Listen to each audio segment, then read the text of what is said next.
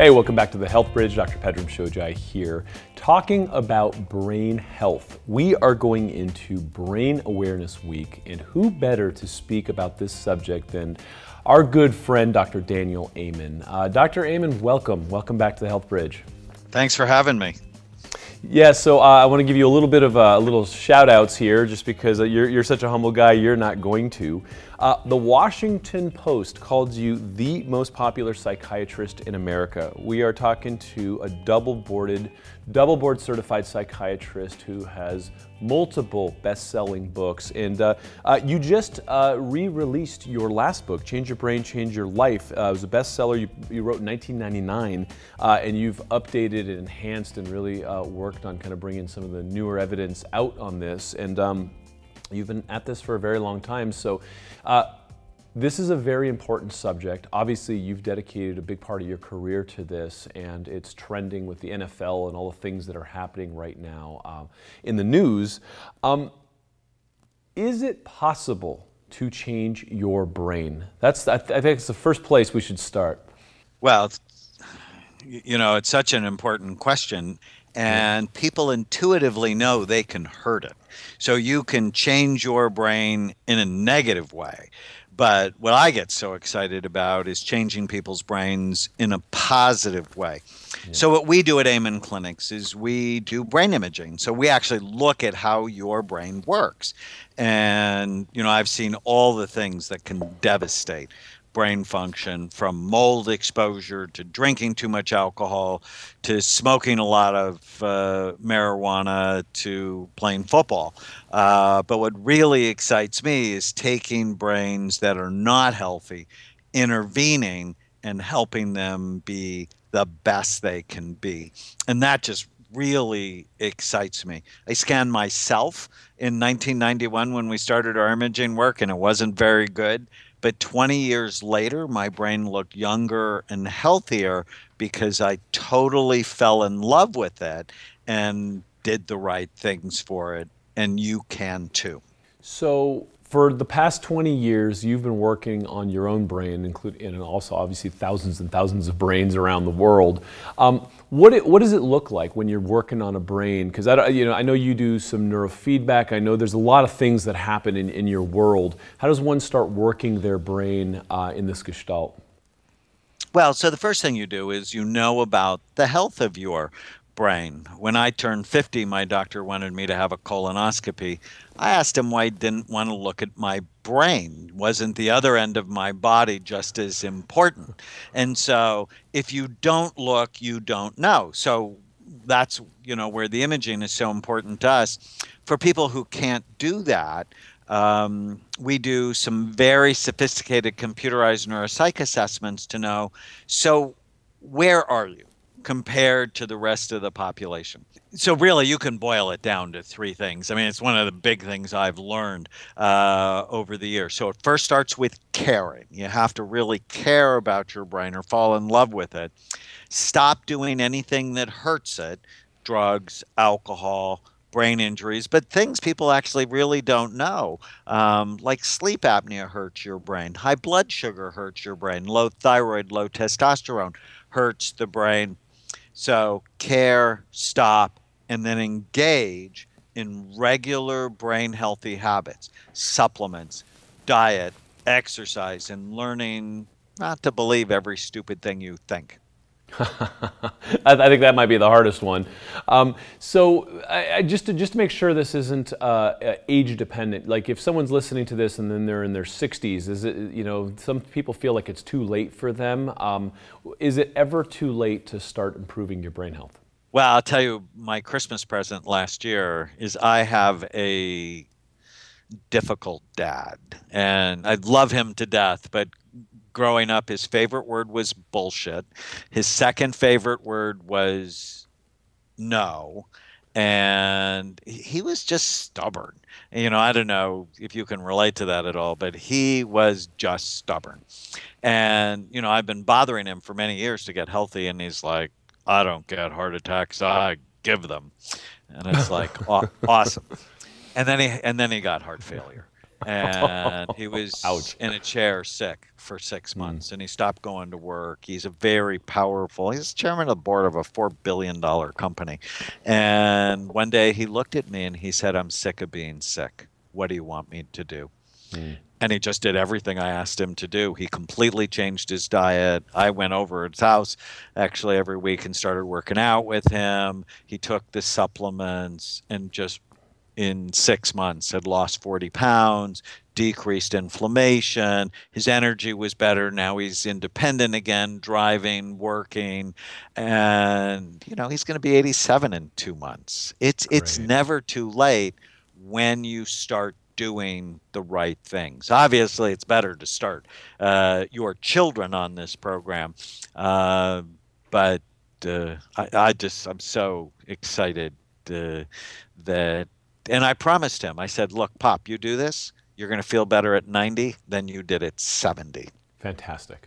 That's, you know what, that's so encouraging, because we have fallen into this narrative that the brain just degenerates and, it's downhill from a certain age on. And the work that you're doing, the research that's coming out, I mean, all this really interesting stuff with neuroplasticity and the ability to actually enhance the function of the brain is really, we're in a renaissance, and it's hard to know when you're in something, but the entire paradigm has shifted, and finally we're talking about things that are actually important with, like, say, the NFL and all these ways that we're hurting the brain. So maybe we can talk about that for a minute, because we are going into this awareness week, and this is really where, I mean, you're on the cutting edge of kind of like where people can go, but you also deal with brain injuries. You also deal with the ways the brain, takes a hit. So what are kind of the major places where you're seeing that, and what do we see in those patients? Well, I had the privilege of being a consultant on the movie Concussion that just came out with Will Smith, and Amen Clinics did the world's largest study on active and retired NFL players. We have 178 NFL players, and the level of damage is awful. But 80% of them show improvement on our program. I mean, we are so excited about that. But should you let your children play football? Of course not. Brain is soft, skull is hard, skull has sharp, bony ridges. Why would you ever let a child do something that damages their brain? And I had one dad said, "But my son really wants to." And I just looked at him and said, "Well, what if he told you he really wanted to do cocaine? Would you be okay with that?" And he's like, "Well, of course not. The level of damage is the same in my experience." And I've looked at over 118,000 scans. So it's not just a little bit of experience that I have. And it's not just football players, right? It's jockeys, it's NASCAR drivers, it's firefighters who are exposed to environmental toxins. And on top of which, firefighters are also exposed to intense emotional trauma. You can't take too many babies out of, dead babies out of a car accident and not have that affect you for the rest of your life. So, it goes down back to those three things. You got to care about your brain, avoid things that hurt it, do things that help it. And I published a study last year on 21,000 people that showed we could distinguish emotional trauma from physical trauma in the brain. Over 90% of cases got picked up by Discover magazine as one of the top 100 stories in science last year, which we're really excited. But why it's important is the treatment's different. If you don't look, you don't know, and then you can hurt people. And all of us have heard about psychiatric medications having black box warnings, hurting people. And I'm not opposed to medicine. What I'm opposed to is the indiscriminate use of them without looking or trying some of these natural approaches. Great. So the brain is healing, even on these NFL guys that have been battering themselves for a while. It's obviously, slower in some circumstances, but is it easy to work? Is it when someone's too far gone, it becomes an incredibly, challenging scenario, or are you seeing pretty much every brain getting better just at a different pace? It's an interesting question. We see a lot of drug addicts, and they often have awful looking brains. And they say, well, can it be better? And it sort of depends on how much they used, how long they used, their genetic vulnerabilities, and their willingness to engage in the program. And part of the willingness to engage in the program depends on the health of your brain. Does that make sense? And Mm. so, I'm the eternal optimist, and we've even shown reversing some people who have Alzheimer's disease or dementia. So, I'm always very optimistic, but I'm also a realist that the earlier you start, the better it is. Yep. So you said a couple things in there where I'm sure, I bet you, because of these two things that you had mentioned, you have heard a lot of these questions that are kind of like, making a deal with the devil. You had mentioned alcohol and marijuana, both being kind of detrimental to brain health. And so I'm sure someone's like, okay, well, how much is too much? 1 glass of wine, 2 glasses, I puff marijuana, right? And so is it a hard, bright line that you're drawing there, or are you basically saying, the abuse of these things that are obviously, marijuana is getting legalized now in most parts of the country. So, it's more, right? It's coming at you. So I'm really clear. Alcohol is not a health food. And for most people, marijuana is not good medicine. Now, should we be arresting people for smoking pot? Of course not. That's just stupid. Let's arrest them, put them in jail with people who are really doing bad things. It's the gateway action to hell for many people. So, is marijuana worse than alcohol? Not really. Is it worse than many legal drugs like Xanax? No, not really. Is it good for you? No, not really. So I think less is better. If you have, a glass or two of wine a week, it's not going to hurt you, really. But we need to get away from the thought that this is going to help me. It's a health food. There's so many other ways that you can help your brain that does not add empty calories to your diet, decrease your judgment. There's more domestic violence associated with alcohol than virtually any other drug except perhaps methamphetamines. Yeah, and this is where you and I agree on a lot of things, where I'm just such a big fan of all the stuff that you've been saying. Is you've become an incredible enthusiast of meditation, right? It's like people want alcohol and marijuana oftentimes for stress relief, oftentimes because life is overwhelming and you need something, you need a nightcap, you need something to help you with it. Well, there's this ancient stuff called meditation that now scientifically we're looking at, and it's doing wonders for the brain, and it's helping you not use the substances and get it. So I'd love to hear how you've kind of come around to meditation. I know you're a big fan of it. Well, we actually studied it, and meditation fooled us. One would think if you get in a lotus position and you quiet your mind, that it'll actually quiet your brain. It'll calm your brain down. And it totally doesn't do that. It fires it up and helps your memory. It helps you with focus.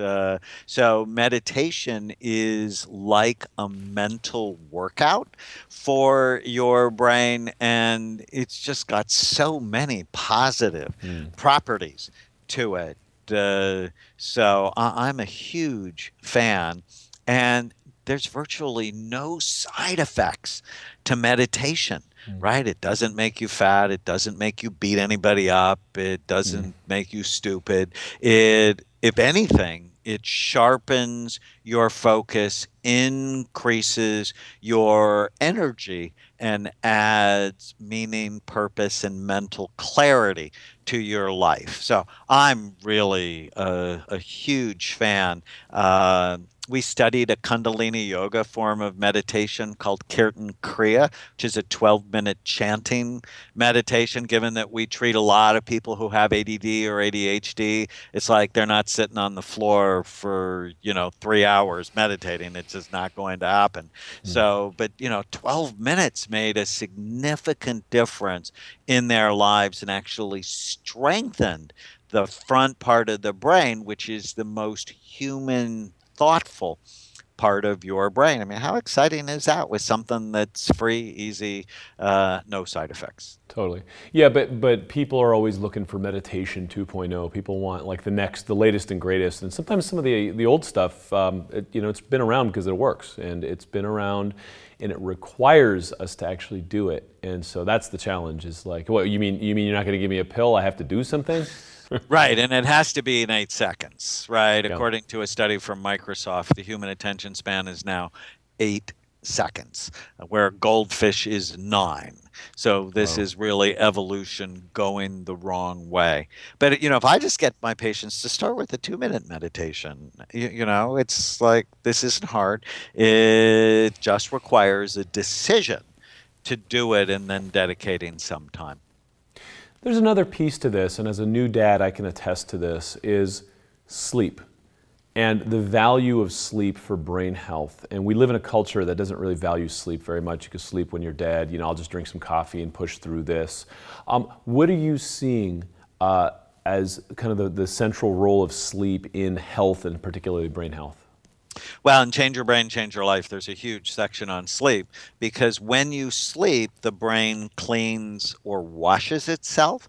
And so if you're not getting 7, 8 hours of sleep at night, junk builds up in your brain, and it makes it harder for you to think. So if teenagers just get an hour less on average of their peers, there's a higher incidence of depression and suicide. Some scientists actually recommend you ask people when you interview them for a job how much they sleep. And if they sleep less than 7 hours a night, you probably shouldn't hire them, because you're more prone to make mistakes. In one study of soldiers who got 7 hours of sleep were 98% accurate on the range. Those who got 6 were only 50% accurate on the range. So it makes a radical difference for your overall health. Wow. Wow, that's really heavy. Given the circumstances that we live in, and given all of the kind of, the stimuli that draw us away from sleep, I'm assuming you draw a hard line and kind of help people get into better sleep habits and sleep hygiene. It's not easy because, the culture wants them out, but, if someone's on your program, they're instructed on how to get into kind of better sleep habits, I would assume. It's absolutely critical. And it really starts with a decision, and then to start turning off those things that put blue light into your brain that tell your brain to stay awake. So turning off the gadgets becomes very important, and then making sure your room is dark and a little bit cooler has been shown to help enhance sleep. Let's talk about turning on a different set of lights, the ones internally, in the daytime with exercise. There's a lot of research, exercise is obviously good for everything. Well, how does exercise tie in with brain health, and why is it so important to keep moving? Well, it's just critical because of blood flow. Exercise helps your blood vessels stay patent and open, and not become brittle and more likely to break. And your brain uses 20% of the blood flow in your body. So anything that hurts blood flow, like not exercising, damages your brain. On the other hand, I don't want people going crazy with exercise. The triathletes and marathon runners, it's too much stress. And I actually see brains that are not very healthy among some of my elite athletes. That's interesting. And just to geek out for a second, is that because they have elevated cortisol? Like, what do you see as the kind of contributing factor to that? Because, we live in Southern California. Everyone's trying to do some Ironman, and it gets a bit much. Right, it's too much oxidative stress and too much cortisol, and we know that'll wear out your immune system and actually shrinks the size of your hippocampus, which is the major memory structure in your brain. So I think, I actually don't believe in moderation. I think everything in moderation is the gateway thought to hell, but I don't want people getting crazy about their exercise. I like burst training or interval training along with weightlifting, because the stronger you are as you age, the less likely you are to get Alzheimer's disease. Great. And then our last stop on the lifestyle wheel here is diet. What can we eat to get better brain health, and what do we need to avoid to obviously not head in the other direction? Well, I actually think it's really simple. Is you want to have high quality calories and be careful not to have too many of them. And if you have a fat-based diet, avocados, nuts, seeds, fish, you have 42% less risk of Alzheimer's disease. So anybody who's on a low-fat diet, stop it if you love your brain. Protein-based diet, 21% less risk of Alzheimer's disease. But if you have a simple carbohydrate-based diet, bread, pasta, potatoes, rice, sugar, you have a 400% increased risk for Alzheimer's disease. So the perfect diet for your brain is high in healthy fat, good protein, and then lots of colorful fruits and vegetables, and kill bread, pasta, potatoes, rice, added sugar. And your energy is going to go way up. Your focus will be better, and you will be able to own your life. Wow. Wow. Those numbers are staggering. I'm actually still just kind of thinking about what our culture, I mean, we have Alzheimer's and dementia and all these things on the rise, and you just go back and look at the food system and how the supply chain of our food system shifted in the last 50 years, and then you have a whole generation of people that are showing up with all these degenerative problems. So it's... Well, recently on the Oscars, I was so irritated because they did a whole thing on Girl Scout cookies. And I'm like, totally. That's a weapon of mass destruction. When I see the little Girl Scouts coming, I think of little girls in fatigues throwing cookie bombs at people. And my wife hates that. She just, you can't go after the Girl Scouts. And it's like, but think of the insanity of it. Read the labels. They're hurting us. They're not helping us. Yeah. And we use bad food to celebrate. And there's something disturbing in the messaging of that. And, I told you my dad's favorite word was bullshit. And, I find myself using it more and more these days. It's like, that's not okay with me. I got in an argument with a mother who, her and her Girl Scout daughter rang our doorbell at like 8 p.m. on a Sunday. I got babies we're trying to put down.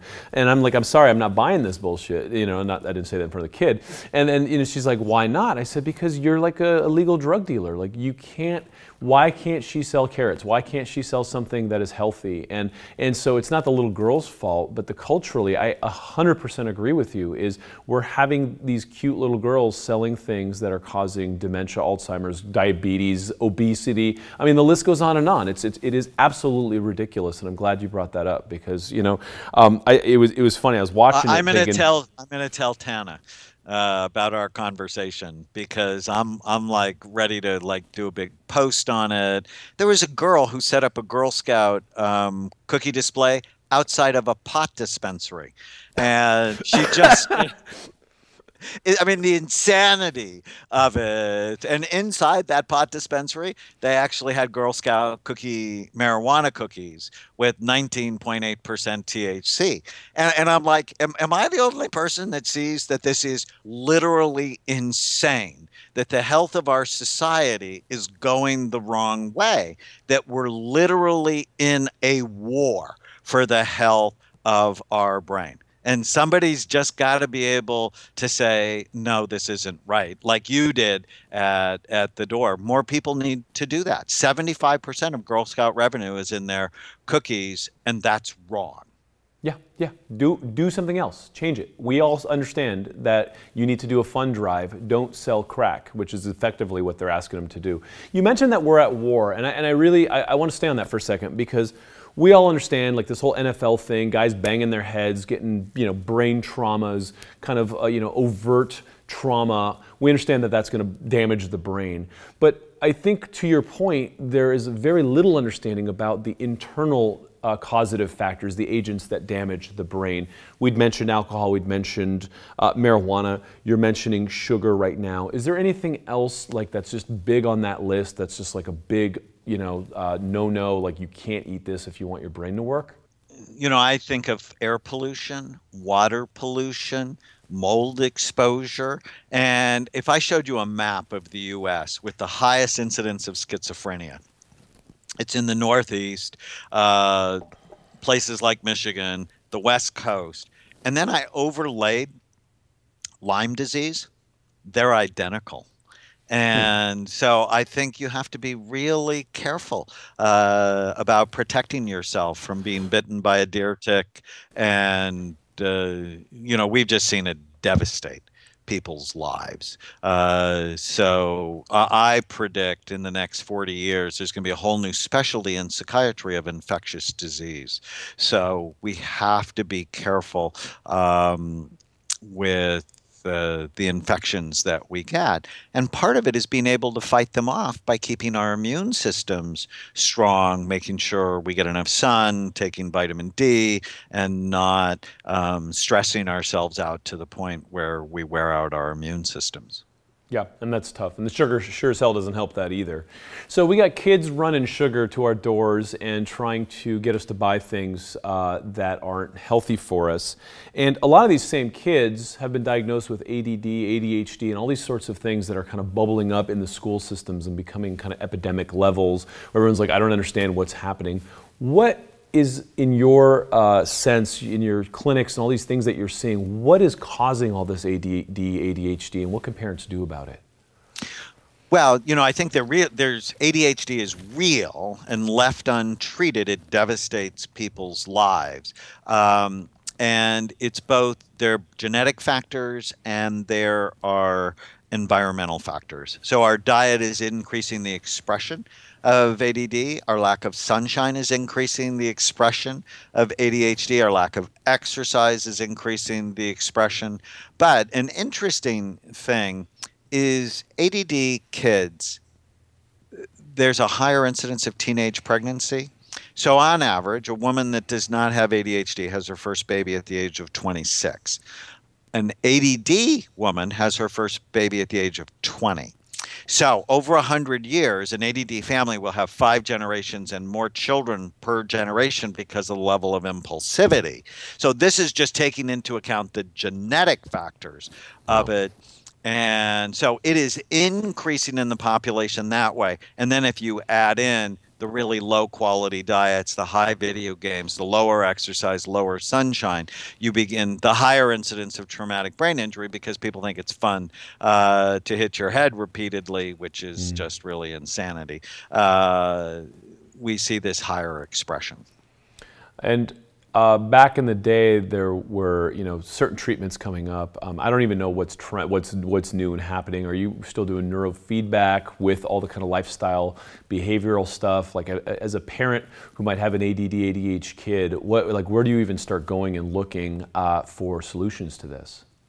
So one, I've written a book called Healing ADD when we talk about it's not one thing, it's multiple things. So know which of the 7 types you have. And then we give natural treatments for each of them. Medicine, I'm not opposed to medicine. I'm just opposed to the indiscriminate use of it. And in addition, things like neurofeedback, meditation, exercise can be incredibly helpful. Great. Great. There's also this skyrocketing, these numbers that I hear about autism are absolutely off the charts, and it's scary. Is that something that you touch in your clinics? I mean, do you have an opinion about what's happening there and why that might be, also on the rise? Yeah, we've done thousands of autistic kids, scan their brains. We have a big study coming out this year on it, and it's not one thing. I think it's an environmental genetic interaction, and some of the brains look toxic, some of them look traumatic, and vaccinations, it's a part of the issue. It's not the only issue. That's really clear now, I think. But it's devastating. It went from 1 in 10,000 children to 1 in 45. So it is really frightening many people. Yeah, oh yeah, absolutely. And the parents are absolutely terrified of this for obvious reasons, because it's an absolute game changer. Your life will never be the same. And Right. so, it's something that we got to look at, collectively as a culture. There's also a rise in bipolar disorder. Are you seeing that? Are these all kind of symptoms of how we're living? Is there something different happening with that? Bipolar disorder has been around forever. There is a rise in all mental health issues. Depression's gone up 400% since 1987. Our lifestyle really does matter. It makes a big difference. And the chronic stress that people are under can trigger it. I think head injuries are a cause of people getting diagnosed with bipolar disorder. They actually really don't have bipolar disorder. They have something I call temporal lobe disorder, secondary to a brain injury. But if you never look at their brains, you never know. So think about this. Psychiatrists are the only medical doctors that virtually never look at the organ they treat. So you can get a diagnosis of ADD, ADHD, bipolar disorder, OCD, PTSD, depression, whatever, and no one's ever looked at your brain. So you don't know, was it an infection? Was it a trauma? Does your brain work too hard or not hard enough? And it's been the goal of my professional life to get my colleagues to look at the brain so that we can be better at targeting and treating them. We actually do outcome studies on every patient we see at Amen Clinics. We have the highest outcomes of anybody who publishes them, in large part because we do scan-guided treatment. So there's different kinds of scans. There's all kinds of newer technology and older technology, and I know you do all of it.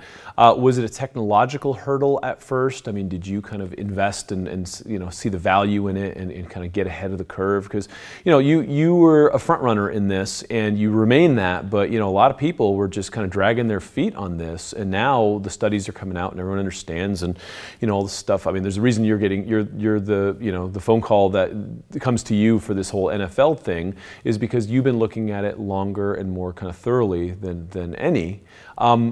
PET scan, functional MRI, quantitative EEG. I mean, there's a lot of kind of high-tech stuff it takes to look at a brain, isn't there? We do SPECT and quantitative EEG. And the reason we do SPECT is we think it gives us the best information. And we love quantitative EEG, but our database for SPECT is 118,000. And it's just so helpful. And I got hooked because, the first 10 scans I ordered in 1991, it changed what I did in 8 of them. And I went, well, how do I know unless I look? And I couldn't believe the blowback I got from my colleagues. Oh, it's only for research. It's not ready. They're still saying that, many of them. And it's just nuts because how did they diagnose Lincoln in 1840 with depression after he was suicidal? Is they talked to him, looked at him, looked for symptom clusters, then diagnosed and treated him. And that's still 2016 psychiatry for most people when that is just wrong. It's just nuts, actually. So, we continue to fight the good fight and publish and, fuss with our colleagues. It's going to change, and imaging is going to be a huge part of it. Yeah. There's a lot of belief systems and stuff there too. So I think a lot of people in the industry also need to change their brains and kind of come around to see that there's a lot of very interesting innovation in the space, and we got to look at it. So we got this quarterback Ken Stabler recently hit the news. There's all sorts of stuff trending on head trauma in the NFL, and it's become a big thing. It's a trending topic. The NFL's coming out talking about it, but I mean, kids are still playing football. I think we've heard your opinion on it, that football just you don't like it, like you wouldn't recommend it to your kids, type of thing. What do we need to look for? What kind of principles? Is it basically like zero tolerance, like just don't bang your head? Or are there ways to kind of navigate these waters for kids in sports? Or are there certain, like do you just say no football, no soccer, no rugby? I mean, would you let your kids do cocaine? And if you would, I mean, I want you to think about the level of damage is about the same. Now, for those parents who let their kids play football, and I played football in high school, you want to make sure you're doing everything else right. You want to teach them about loving and caring for their brain. But if you just think about it, playing football getting repetitive trauma to the head, and then drinking, and then going out for pizza afterward. It's just the prescription for people not being optimal. And if you love your children, at least in my mind, you want your kids to have an optimal brain. You know, I heard Roger Goodell say, well, he would let his kids play. Well, of course, he makes $40 million a year as the CEO of the NFL. He's like, sitting on a couch is dangerous. Right. If you watch the Super Bowl and you're looking at the Dorito commercials, of course, sitting on the couch is dangerous. It's like, seriously, we can do better. As you know, we didn't know smoking was bad for you in the 40s and 50s. We know it's bad for you. And so we don't let people smoke in restaurants, at least in California. Right. And, you know better, do better. Love it. So going into Brain Awareness Week, the take-home message obviously is know better, do better. But so what would be just kind of like the quick summary of brain advice going into this if I'm listening and I want to care and this is all new. You know, a lot of people don't even hear about taking care of your brain. So it's care. It's fall in love with the 3 pounds of fat between your ears. And, you know, I think the simplest thing I could say is play a game I played with my 12-year-old since she was 2. I call it Chloe's game. Sweetheart, is this good for your brain or bad for it? And then learn those lists. So if I say playing football, she goes, no, that's not good for your brain. Brain is soft, skull is hard. How about avocados? Oh, 2 thumbs up. God's butter. How about blueberries? And she'll put her little hands on her hips and go, are they organic? Because non-organic blueberries hold more pesticides than almost any fruit. And then I'll go, well, what about talking back to your redheaded mother? She'll go, oh, that's not good. Too much stress. So I think that's really the question to ask yourself. Is what you're doing today good for your brain or bad for it? And that's the list I lay out in great detail in Change Your Brain, Change Your Life. Love it. Last question. There's a lot of these games out there, Lumosity, whatever, all these sort of like puzzle games and all this. So a lot of people are kind of poo-pooing it. I'm assuming using your brain is a good thing. What do you recommend in that kind of light? I think if that's the only thing you're doing and you're still eating like crap, it won't make any difference. I think working your brain is obviously a good thing. Probably better to learn a language, better to learn a musical instrument. I don't think those games hurt you. We actually have a site called Brain Fit Life, and we have targeted games based on people's vulnerabilities. So I'm a huge fan. But if you do that by itself, also on our site, there are 300 recipes, there's hypnosis audios, there's brain-enhancing music. There are really many things to do to optimize your brain, and just playing games isn't going to do it by itself. Got it. Good food, good practices, just good, clean, sensible living. And I like that kind of binary system of just like, is this good or not? Dr. Daniel Amen, always a pleasure. I love the work that you're doing. Give us a website, please, where people can find you, your books, your work, your clinics. So if they want to look at our site, My Brain Fit Life, and learn all about our work, or if they go to amenclinics.com, AMEN clinics.com, they can take a free brain health assessment and learn about, well, what brain type do I have? How's the health of my brain? And then we'll give them all sorts of tools and tips to optimize it. Love it. Doing some of the most innovative, amazing work out there. Thanks for being out there, being a forerunner in this space, and you're still rocking it. And it's like every day I hear about some other cool thing that you've done. So keep up the good work, and thank you again. Great. Thanks so much. Great to see you again.